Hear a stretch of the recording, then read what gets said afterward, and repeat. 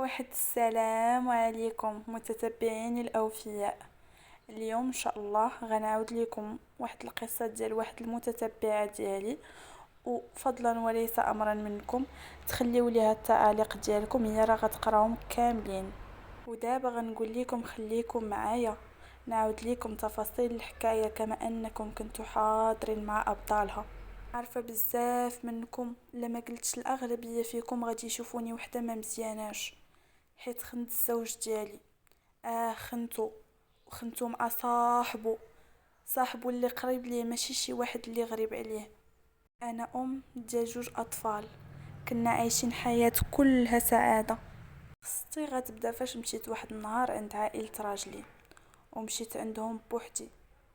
جا خو راجلي قال لي سبحان الله كيفاش جيتي بهاد السرعة هادي؟ قلت له علاش؟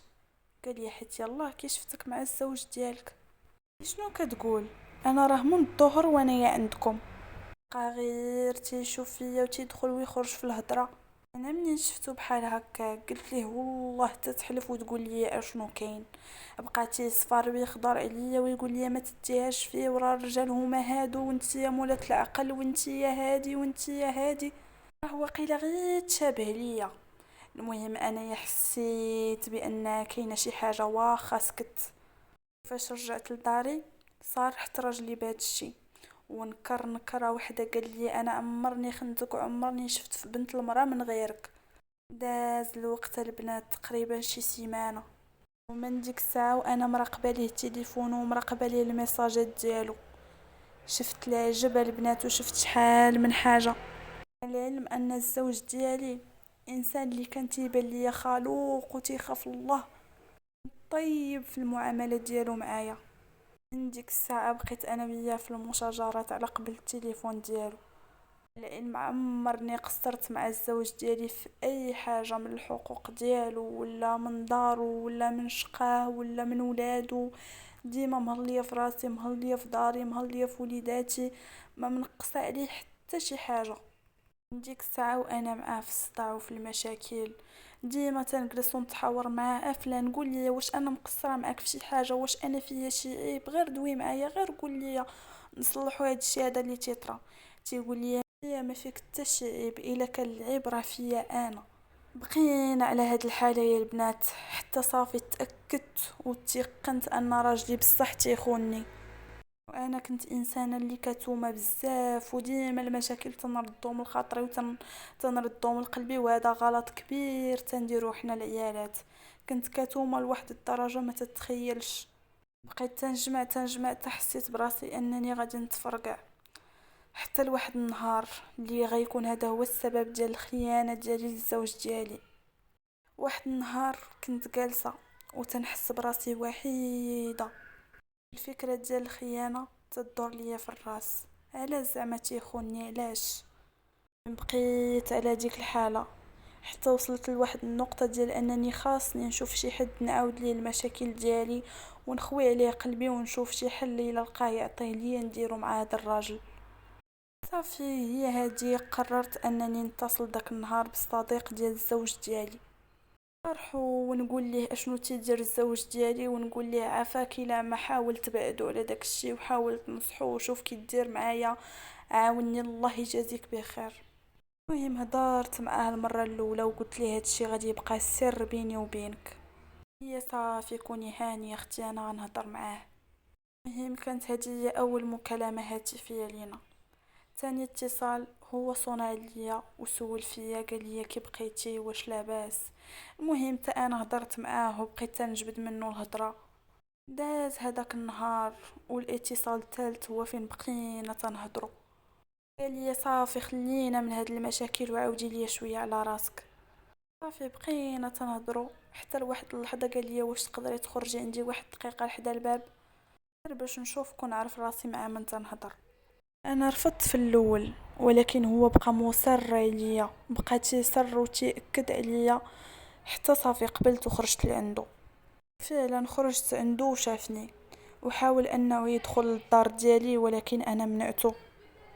هي من بعد هذاك النهار طال الاتصال بيناتنا، انا تنهضروا كل ساعه كل دقيقه، ما تيزقاش التليفون انا وياه. اكيد بدون علم الزوج ديالي وبلا ما يثق حتى شي حاجه وحتى هو ما قال ليه والو. هيم يا البنات، شبعني هضره زوينه وشبعني هضره حلوه، ولا تيقول لي منين تنهضر معاك راه تنحس براسي بحال تنعرفك شحال هادي ومن زمان. والهضره ديالو يا البنات اثرت فيا بلا قياس. السيد ما نعاودش ليكم، خان زمال لا باس عليه. واحد النهار ريزيرفا في اوتيل 5 نجوم، دا جناح قدو قداش وعرض عليا. ديك الوقيته الزوج ديالي كان مسافر. السيد كان مصر وقال لي نتلاقاو غير كاصدقاء، ما تخافي من حتى شي حاجه. بغينا غير نجلسو شويه ونضحكو ونساو الهم، وهادشي كله راه غير على قبلك. ايوا منين شفت انا بحال هكا وليت تنفكر مع راساتي وتنقول هاد السيد راه تيفكر فيا بزاف ومسكين، بغى يفوج عليا وبغى ينسيني الهم. فعلا مشيت عنده، سنا البنات وقصرنا وضحكنا ودوزنا ديك 5 سوايع. ديك 5 سوايع اللي فاش تنتفكرها دابا تيشدني واحد الندم، واحد الندم ما نقدرش نوصفه لكم قداش. المهم كانت هذه هي المره الاولى، والمره الثانيه هي عاودتها، وجات المره الثالثه وعاودتها، والمره العاشره وعاودتها. ديال البنات في هذيك الفتره ما تيزقاش عليا من تعياط، ما تيزقاش من تعياط ويسول فيا ومعمر ليا كاع الوقت. المهم هادشي كامل تنعاودو لكم غير باش تاخدوا العبره نتوما الرجال وحتى العيالات. الرساله تنوجهها لكم نتوما كاع اللي تيقول عندي زوجه صالحه وما تقدرش تفكر في الخيانه. دابا شحال من واحد فيكم غادي يدير التعليق وغادي يقول نتيا اللي تتهضري كون كنتي زوجه صالحه ما غاديش تخوني الزوج ديالك. عباد الله، راه الشيطان خرج ادم من الجنه، كيفاش ما غاديش يخرجني انا لا طوعي؟ نتوما يا الرجال هما السبب في هادشي كامل.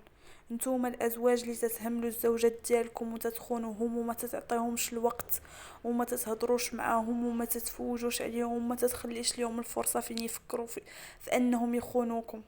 الله في النساء ديالكم ما تخليوش المجال بينكم وبين الشيطان. الشيطان هذا هو الهدف ديالو. المهم انا غادي نكمل لكم القصه. المهم بقيت على هاد الحاله حتى لواحد النهار نسيت اللابتوب ديالي ودخلت الموقع ديال الشاط. تعرفت على واحد السيد وبقيت نهضر معاه ولقيت راسي قريبه ليه بزاف. حتى ديك الساعه الزوج ديالي كان مسافر. السيد اللي هضرت معاه في الشاط قال لي فين تتسكني. انا عدت ليه الدار فين انا فعلا تنسكن، صيفط ليه العنوان ديالي لانه فعلا كان غيجي عندي. دخل ودوزنا داك النهار، داز احسن نهار في حياتي. فعلا داك الشخص لقيت فيه كل ما كنتمنى. العلم الزوج ديالي كان هو الحلم ديالي، ولكن الخيانه ديالو ليا مسح ليا كل شي في حياتي. حيت الخيانه راها دمار دمار. لما هادشي كامل وانا ما كانش ديك ساعتي نبني الضمير ديالي حيت تنخون الزوج ديالي، بالعكس كان داكشي كامل انتقام. لكن الضمير ديالي كان كيأنبني من الله سبحانه وتعالى العذاب ديالو. واحد الليله جالسه وبديت نحس بواحد الشعور ديال اليأس. حشمت من راسي قدام الله عز وجل. وديك الليله اعلنت التوبه ديالي، غفرت الله بزاف. ودابا انا تنسألكم كاملين شنو غادي ندير. راني داكشي كامل اللي درتو ندمت عليه بزاف.